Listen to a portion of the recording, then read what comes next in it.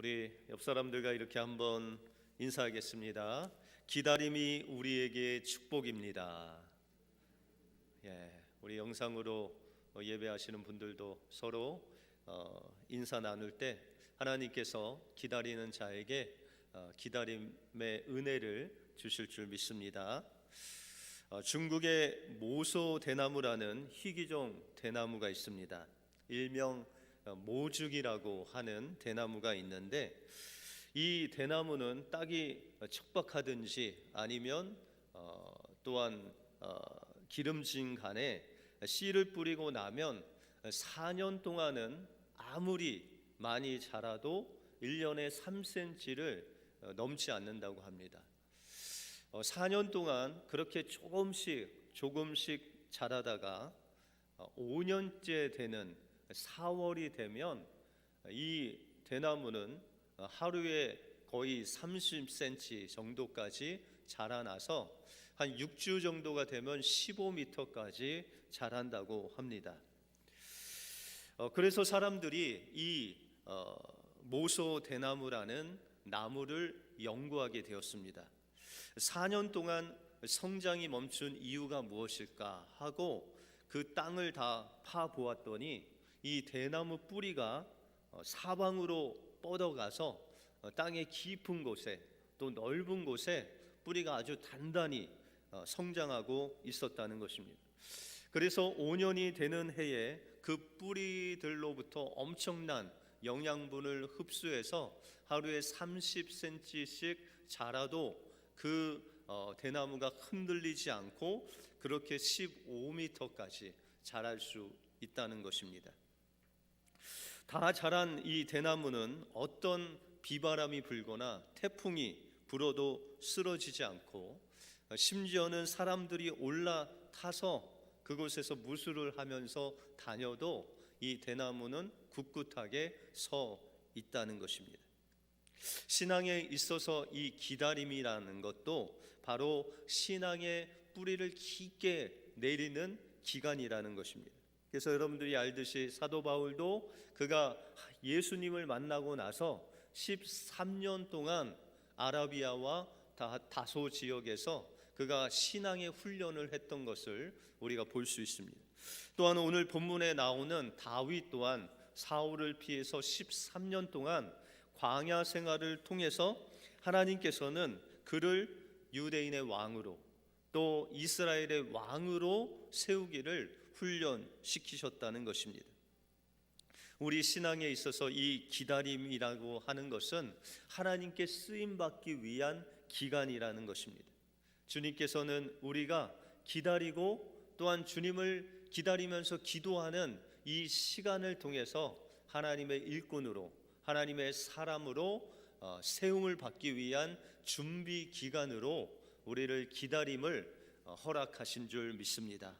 주님이 오시는 계절인 이 대강절 기간에 주님의 오심을 준비하는, 기다림으로 준비하는 우리 은혜교회 모든 성도님이 되시기를 주님의 이름으로 축원드립니다. 오늘 본문을 통해서 기다리는 자의 특징이 무엇이고 또한 기다림을 통해서 하나님께서 주시는 은혜가 무엇인지 오늘 본문을 통해서 살펴보겠습니다. 먼저 기다리는 자의 특징은 하나님의 음성을 듣고 철저히 순종하는 사람이 바로 기다리는 자다라고 말씀하고 있습니다.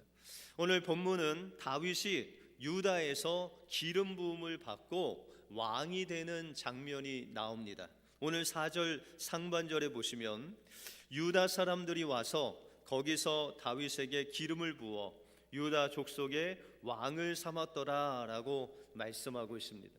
다윗은 유다 왕이 되기 전에 이미 13년 전에 사무엘 선지자를 통해서 기름 부음을 받아서 하나님께서 세우시는 그런 왕이 된 사람이었습니다.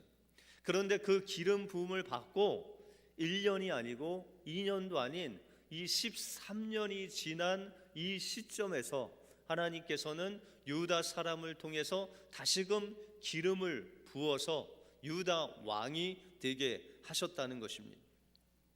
하나님께서는 이 13년의 시간을 통해서 다윗이 하나님의 음성을 듣고 하나님의 음성에 순종하는 것이 얼마나 중요한지를 훈련시키시기 위해서 이 13년이라는 시간을 훈련으로 다윗에게 허락하셨다는 것입니다. 오늘 1절에 보시면은 그 후에 다윗이 여호와께 물어 가로되 내가 유다 한 성으로 올라가리이까 여호와께서 가라사대 올라가라. 다윗이 가로되 어디로 가리이까 가라사대 헤브론으로 갈지니라 라고 말씀하고 있습니다. 여러분들, 지금 다윗의 상황은 그를 그토록 쫓았던 사울 왕이 전쟁에서 죽었습니다. 다시 말해서 다윗을 괴롭히는 그 사울 왕이 전쟁에서 사망을 한 것입니다. 이제 더 이상 다윗을 괴롭히는 사람이 없었습니다. 또한 다윗을 따르는 군대들이 이 사울을 따르는 군대보다 더 강해서 그들을 쳐서 이길 수 있는 능력도 이 다윗이 가지고 있었다는 것입니다. 여러분들, 이 정도 되면 자신을 괴롭히는 그 사울 왕이 죽고 또 이스라엘 백성들이 자신의 힘으로 이길 수 있는 능력이 있으면 우리 같으면 단번에 이스라엘 백성들 군대를 쳐버리고 유다와 이스라엘 이 통일 왕국의 왕이 될 것입니다. 그런데 다윗은 지금 하나님께 묻고 있습니다.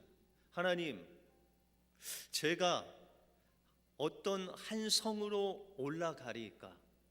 여러분들, 다윗은 어떤 성을 정해놓고 하나님, 제가 예루살렘으로 올라갑니까? 라고도 안 했습니다. 한 성, 그 성으로 올라갑니까? 라고 하나님께 물었다는 것입니다. 이 당시에는 기브아라는 사울을 왕으로 세웠던 그 장소가 정치적으로 아주 핫한 그런 장소였습니다. 그래서 기브아에 올라가서 이 다윗이 왕이 되면 이스라엘과 유다를 통일하는 왕국의 왕이 될 수 있는 곳이 바로 기브아라는 곳이었습니다.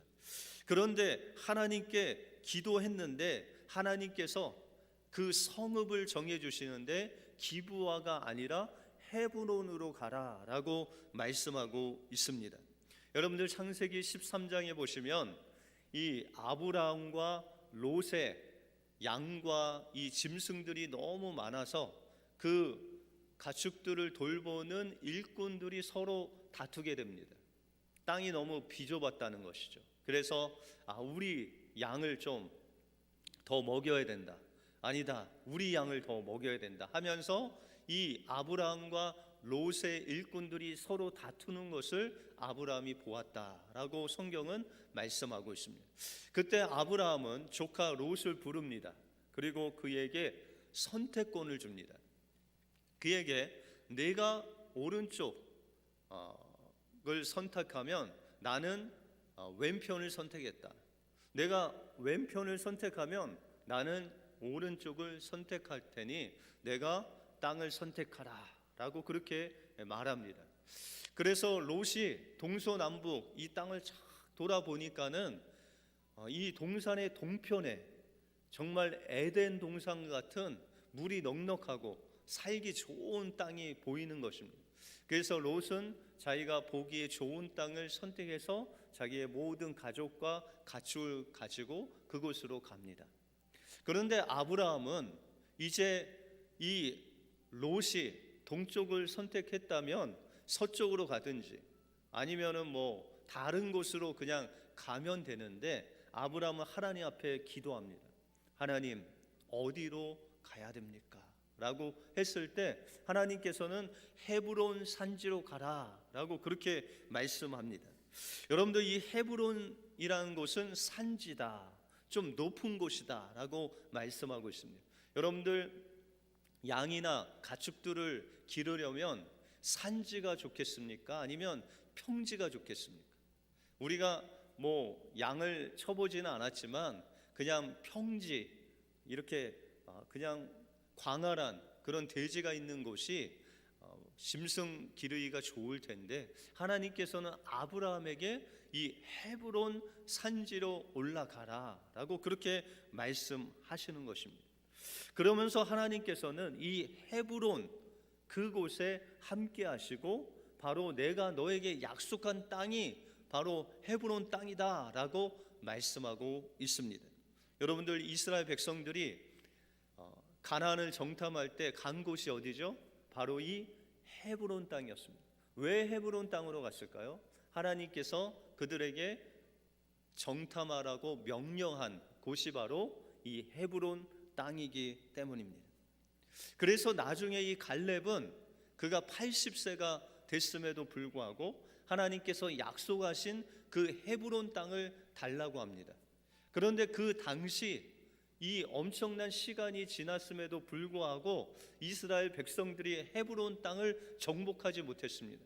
왜냐하면 그곳에 아낙 자손이라는 거인들이 살았기 때문에 그곳은 정말 크고 강한 성이기 때문에 그들이 마음대로 정복하지 못했다는 것입니다. 그런데 하나님께서 이 다윗에게 헤브론으로 가라고 명령하신 것은 바로 그 헤브론 땅에 하나님께서 계시다는 것입니다.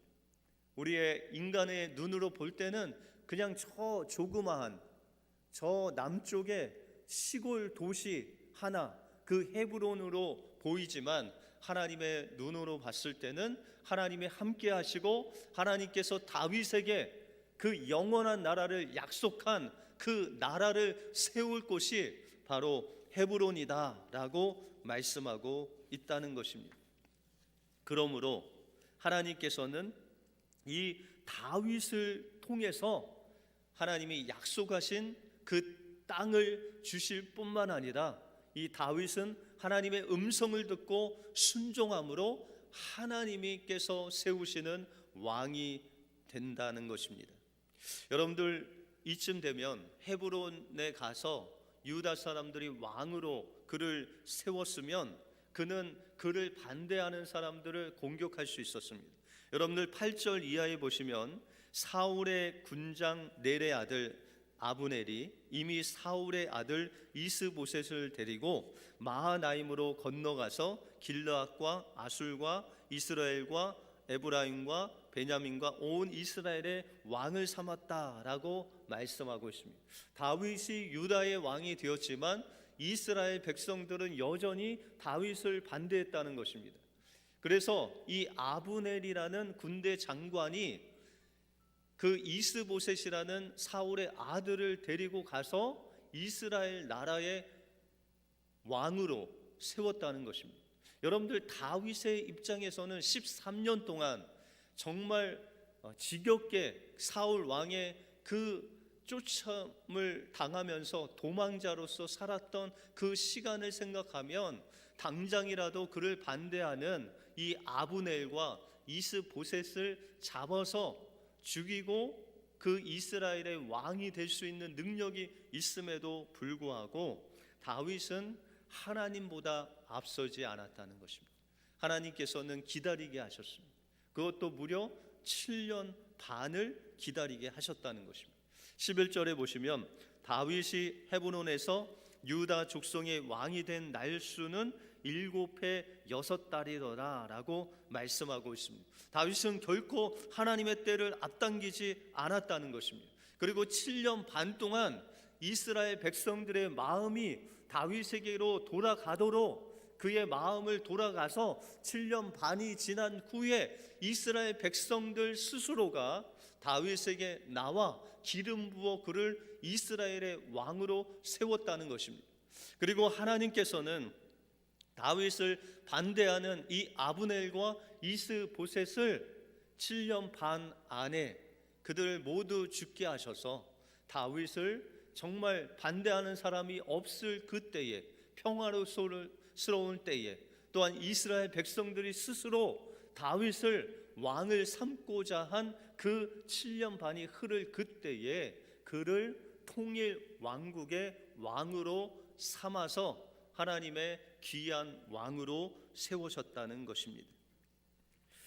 지금 우리도 이런 다윗이 기다렸던 거의 20년 이상을 기다려서 통일 왕국의 왕이 된 것 같이 하나님은 지금도 우리를 통해서 기다리게 하신다는 것입니다. 주님의 오심을, 성탄을 기다려야 되고 또한 이 코비드19로 인해서 어려움을 당하는데 이것이 사라지기를 또한 기다리기를 원하십니다. 그런데 이 기다림을 통해서 하나님께서 우리에게 원하시는 것은 바로 다윗이 이 20여 년 동안 하나님의 음성을 기다리고 하나님의 음성에 순종했듯이 하나님께서는 우리에게 이 기다림의 시간을 통해서 하나님의 말씀을 통해서 또한 이 시간을 통해서 하나님의 음성 듣기를 원하신다는 것입니다. 또한 그 하나님의 음성을 듣고 우리의 삶을 통해서 그 하나님의 음성에 순종하기 위하여 이 기다림의 시간을 허락해 주셨다라고 말씀하고 있습니다. 다윗은 이 20년의 기다림을 통해서 하나님께서 세우시는 그 광야의 시간이 끝나고 하나님께서 높이 들어 쓰시는 이스라엘의 통일 왕국의 왕이 된 것 같이 우리가 이 지루한 기다림을 통해서 하나님의 음성을 듣고 또한 하나님께 순종하며 나갈 때 하나님께서는 여러분들의 광야 생활을 그치게 하시고 여러분들 다윗을 높이신 것 같이 하나님의 사람으로 높이 들어서 하나님 나라를 위해서 쓰임받는 귀한 일꾼이 되게 하실 것입니다. 기다림을 통해서 하나님의 음성을 듣고 철저히 순종하심으로 하나님께서 주시는 이 기다림의 은혜를 받아 누리시는 우리 은혜교회 모든 성도님들 되시길 주님의 이름으로 축원드립니다. 다음으로 하나님은 기다림을 통해서 우리를 하나님의 사람으로 준비케 하십니다. 하나님은 다윗을 왕으로 기름 부으신 후 13년 동안 광야 생활을 하게 합니다. 사무엘이 기름을 부음을 준 후에 13년 동안 그는 광야에서 사울 왕의 그 쫓김을 당하면서 13년 동안 도망자로 삽니다. 그런데 하나님은 왜 다윗에게 기름 부어서 왕이 될 것이라고 하시면서 왜 그를 13년 동안 광야 생활을 허락하셨을까요? 여러분들 신명기 8장 2절에 보시면 내 하나님 여호와께서 이 40년 동안 너로 광야의 길을 걷게 하신 것을 기억하라. 이는 너를 낮추시며 너를 시험하사 내 마음이 어떠한지 그 명령을 지키는지 아니 지키는지 알려 하심이라 라고 말씀하고 있습니다. 하나님께서는 다윗을 이 13년의 광야 생활을 하게 하신 이유는 바로 다윗의 마음을 낮추셔서 그를 겸손한 자로 만드셔서 하나님의 말씀에 순종하는 자를 만드시기 위해서 이 광야 생활을 허락해 주셨다라고 말씀하고 있습니다. 그리고 하나님께서는 이 다윗을 향해서 정말 누구에게도 말씀하지 아니하셨던 말씀을 하시는데 하나님께서 이 다윗을 향해서 다윗은 나의 마음에 합한 자다라고 말씀하고 있습니다. 여러분들 다윗이 어떤 마음을 가졌기에 하나님의 마음에 합한 자라고 말씀하셨을까요? 여러분들 빌립보서 2장 5절에 보시면 너희 안에 이 마음을 품으라 곧 그리스도 예수의 마음이니 라고 말씀하시면서 8절에 보시면 사람의 모양으로 나타나셨음에 자기를 낮추시고 죽기까지 복종하셨으니 곧 십자가의 죽음이심이라 라고 말씀하고 있습니다. 예수님께서 예수님의 마음을 바로 다윗이 가졌다는 것입니다. 그러면 예수님의 그 마음은 어떤 마음입니까? 바로 주님께서 그 마음을 겸손한 마음으로 낮추셨는데 그 낮추기까지 어디까지 낮추셨냐? 주님께서 하나님께서 명령하신 그 십자가에 죽기까지 예수님께서는 하나님 말씀에 복종하시고 낮아지셨다라고 말씀하십니다. 예수님께서 이 땅에 오실 때 하나님의 본체이심에도 불구하고 주님이 만드신 피조물의 형상으로 그것도 가장 낮은 말구유에 예수님께서 오셔서 가장 낮은 그 사람들을 품으셨다는 것입니다. 그래서 그 낮은 땅에 예수님께서 임하셔서 차별 없이 종이나 자유자나 남자나 여자나 가난한 자나 부유한 자나 그 모든 사람들을 다 예수님께서 품으신 그 마음이 바로 겸손한 마음이고 바로 예수님의 마음이다 라고 말씀하고 있습니다. 이 마음을, 예수님의 겸손한 마음을 품게 하기 위해서 다윗에게 13년의 광야 생활을 통해서 그토록 그는 사울 왕에게 말하기를 저는 왕 앞에 죽은 개와 같이 벼룩과 같은 존재입니다 라고 말할 정도로 그렇게 다윗은 자기를 스스로 낮추고 겸손한 마음으로 하나님을 섬기게 되었다는 것입니다. 또한 하나님께서는 이 13년이라는 광야 생활을 통해서 다윗에게 정말 하나님의 그 법을 알고 또한 하나님께서 주시는 그 안식을 통해서 하나님의 경외하는 법을 가르쳐 주셨다는 것입니다. 여러분들, 이스라엘 백성들이 애굽에서 하지 않았던 일을 광야에서 한 일이 있습니다. 그것이 무엇이냐면 하나님께서 이스라엘 백성들에게 광야에서 만나를 주셨는데 이 만나를 먹을 때 안식일에는 그 전날 2배의 음식을 주셔서 만나를 주셔서 하루는 온전히 그 만나를 거두지 않고 집에서 온전히 안식하며 하나님을 섬길 수 있는 안식의 날을 주셨다는 것입니다.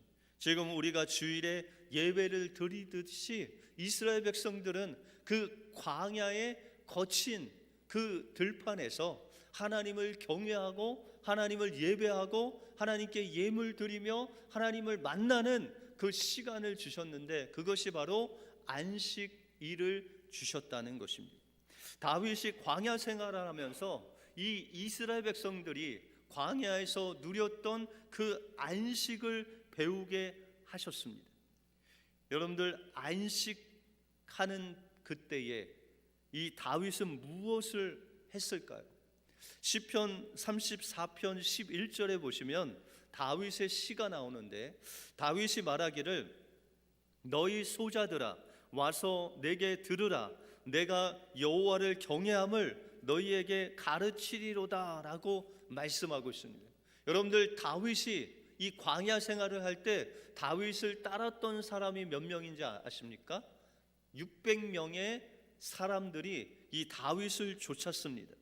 그런데 이 다윗이 그들을 향해서 말하기를 너희가 내게 나오라는 것입니다. 그리고 내가 너희에게 하나님을 경외하는 법을 가르쳐 주겠다라고 말씀하고 있다는 것입니다.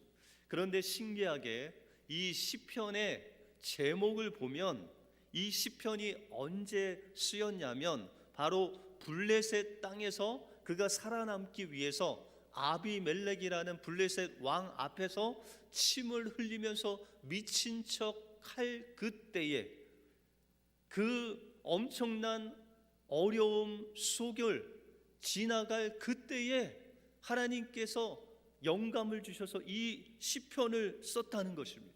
그러면서 그 다윗이 그 600명에게 이야기하기를 내가 너희에게 하나님 경외하는 법을 가르쳐 주겠다라고 하고 있다는 것입니다. 지금 자신은 그 살아남기 위해서 블레셋 그 왕 앞에서 미친 척을 금방 했음에도 불구하고 그는 하나님을 경외하는 법을 이 600명의 다음 세대에게 가르쳐주고 있다는 것입니다. 다윗은 어떻게 이런 어려움 속에서도 그들에게 하나님을 경외하는 법을 가르쳐줄 수 있었겠습니까? 그는 광야 생활을 통해서 하나님 앞에 안식하는 법을 배웠습니다. 그가 엔게디 황무지에서 정말 하나님을 바라볼 수 있는 그 동굴 안에서 일주일에 한 번씩 안식하면서 하나님을 묵상하고 하나님의 음성을 듣고 하나님만이 바로 자신의 삶을 인도하시고 책임져 주시는 하나님이시라는 것을 믿고 경외하는 법을 이 안식을 통해서 배웠다는 것입니다. 또한 하나님께서는 이 다윗이 이 광야 생활을 통해서 하나님의 법, 하나님의 질서를 따르는 그 훈련을 시키셨다는 것입니다. 그래서 이 다윗이 엔게디 황무지에서 그 동굴 안에 숨어 있을 때 사울이 그 정보를 듣고 3,000명이라는 엄청난 군사를 데리고 다윗을 죽이러 옵니다. 그런데 이 사울이 갑자기 용변이 마려워서 동굴에 들어가서 용변을 하는데 그 안쪽에 다윗과 부하들이 숨어 있었습니다. 그래서 그 부하들은 이 사울을 죽이라고 다윗에게 말합니다. 그러나 다윗은 그들에게 말하기를 어떻게 하나님께서 기름 부어 세운 종을 내가 죽일 수 있겠느냐라고 하면서 그의 옷자락만 칼로 뱁니다. 그리고 그 옷자락을 사울 왕에게 보여주면서 나는 이렇게 당신을 섬겼는데 당신은 왜 나를 죽이려고 하냐고 합니다. 이와 같이 하나님께서는 다윗이 광야 생활을 통해서 원수 갚는 것, 또한 하나님의 그 질서를 지키는 법을 이 광야 생활에서 배우게 하셨다는 것입니다. 마지막으로 하나님께서는 다윗의 광야 생활을 통해서 이스라엘의 적들을 파악하게 합니다.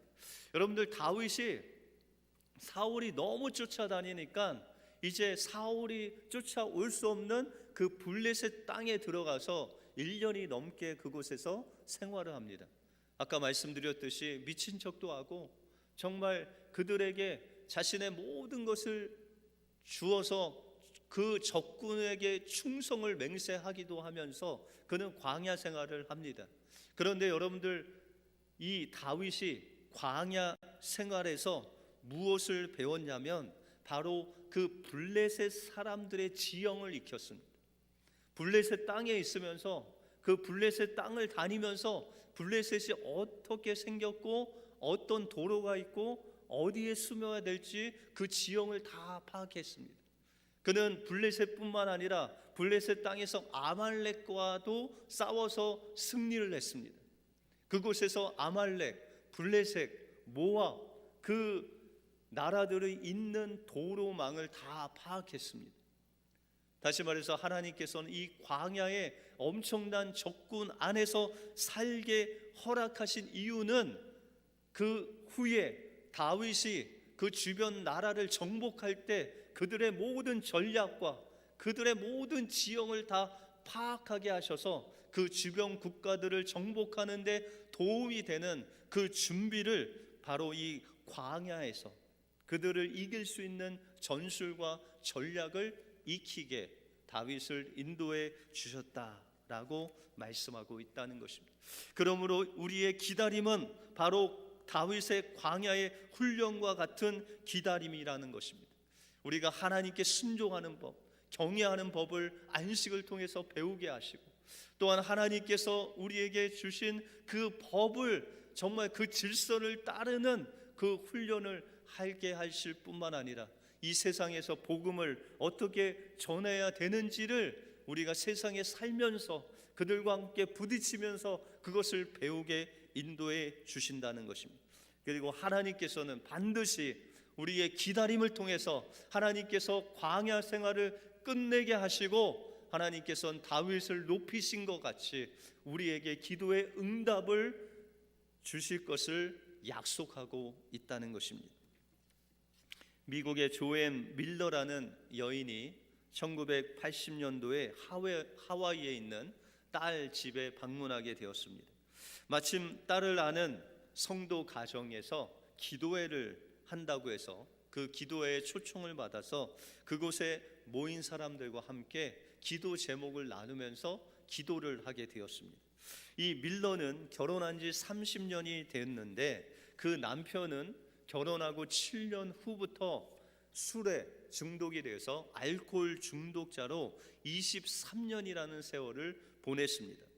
그래서 이 밀러라는 여인이 비록 남편은 알코올 중독자지만 그러나 하나님께서 하나님의 때에 반드시 그를 변화시킬 것을 믿습니다 라고 간증하면서 그는 복음 성가인 주님의 시간에 In His Time 이라는 그 찬양을 부르면서 하나님께서 이 가사와 같이 하나님의 때에 하나님께서 아름답게 그를 변화시켜 주실 줄 믿습니다 라고 고백을 하는 것이었습니다. 그런데 그 기도회를 하는 가운데 한 여인이 일어서더니 가서 기타를 가지고 오더니 이 In His Time을 찬양을 하면서 하나님께서 저에게 이 영감을 주셔서 이 찬양을 제가 작곡한 사람입니다 라고 그렇게 이야기하는 것이었습니다. 그래서 이 밀러는 정말 자신이 좋아하는 그 찬양을 지은 그 작곡가와 함께 이 찬양을 부르면서 정말 하나님의 때에 하나님께서 자신의 기도를 이루어 주실 것을 믿고 그 기도회를 정말 하나님의 음성을 듣는 복된 기도회로 하나님께서 인도하셨습니다. 그리고 14년이 지난 어느 날 이 남편이 몸이 이상해서 병원에 가게 됩니다. 그런데 그 주치의가 그 남편을 진찰하더니 말하는 것이 당신은 술을 끊지 않으면 스트로크가 올 수 있습니다. 그러므로 당신은 반드시 술을 끊어야 됩니다 라는 그런 의사의 소견을 받았습니다. 37년 동안 알코올 중독자로 살아온 이 남편이 의사의 말을 듣고 그 밀러 아내에게 와서 이야기하는 이야기가 여보 나 오늘부터 술을 끊을게 라고 말하더니 정말 술을 끊었습니다. 그리고 매일매일 자신이 살아온 인생을 회개하면서 하나님 앞에 새벽마다 나가서 무릎으로 하나님 앞에 기도하면서 그의 삶을 정말 거룩하게 하나님께 드리는 것입니다. 여러분들 이 아내가 정말 그 남편을 향해서 In His Time 하나님의 그때에 하나님께서 변화시킬 그 아름답게 변화시킬 그 때를 기도했는데 37년이 흐른 어느 때에 하나님의 때에 하나님의 방법으로 그 남편을 그렇게 고쳐 주셨다는 것입니다. 하나님께서는 지금도 여러분들이 기다리면서 기도하는 그 기도에 귀를 기울이시고 계십니다. 그리고 하나님께서 여러분들의 그 기다림을 통해서 하나님께서는 분명히 응답하여 주실 것이고 또한 이 기다림을 통해서 여러분들이 하나님의 음성을 듣기를 원하십니다. 그리고 그 음성을 듣고 하나님께 순종하면서 다윗이 13년 동안 광야에서 배운 것 같이 하나님께서 주시는 이 주일에 하나님의 음성을 듣고 매일매일 하나님의 그 음성을 들음으로 하나님을 경외하는 법을 배우게 하시고 또한 하나님의 질서에 순종하는 법을 배우게 하실 뿐만 아니라 이 어려운 세상 속에서 살면서 하나님께서는 이 세상을 주님께로 인도할 수 있는 그 강한 영적인 무장을 바로 이 시간, 바로 이 기다림의 시간을 여러분들을 훈련시키는 기간이다라고 말씀하고 있습니다. 그러므로 우리는 이 기다림의 시간을 통해서 하나님께서 분명히 우리의 기도에 응답하여 주실 뿐만 아니라 우리를 높으실 그날을 바라보면서 이 기다림을 기도와 기대와 하나님 안에서 기다림을 통해서 하나님께서 주실 은혜를 사모할 때 하나님께서는 분명히 여러분들에게 기다림의 은혜를 부어주시고 다윗과 같이 높여주실 줄 믿습니다. 이 은혜가 우리 은혜계 모든 성도들 가정에 임하시길 주님의 이름으로 축원드립니다. 기도하겠습니다. 하나님 감사합니다. 오늘도 살아계셔서 우리와 함께해 주실 뿐만 아니라 우리를 광야 생활을 통해서 하나님을 경외하게 하시고 하나님의 질서를 알게 하시고 하나님의 귀한 일꾼으로 준비시키시는 과정인 것을 고백합니다. 하나님, 지금 우리가 살고 있는 이 시대가 그렇게 다윗의 광야 시대같이 힘들고 어렵지만 그러나 하나님 이 기다림을 통해서 다윗이 20년을 기다린 것 같이 우리도 이 기다림의 시간을 인내로 기다림으로 인해서 하나님께서 응답하실 그때에 하나님의 응답을 받을 뿐만 아니라 다윗을 높이신 것 같이 우리를 높이실 그날을 바라보면서 하나님, 저희들이 하나님을 경외하며 기다림의 은혜를 사모하는 우리 은혜교회 모든 성도들 되게 하여 주시옵소서. 모든 것 주님께 감사드리오며 예수 그리스도 이름으로 기도하옵나이다. 아멘.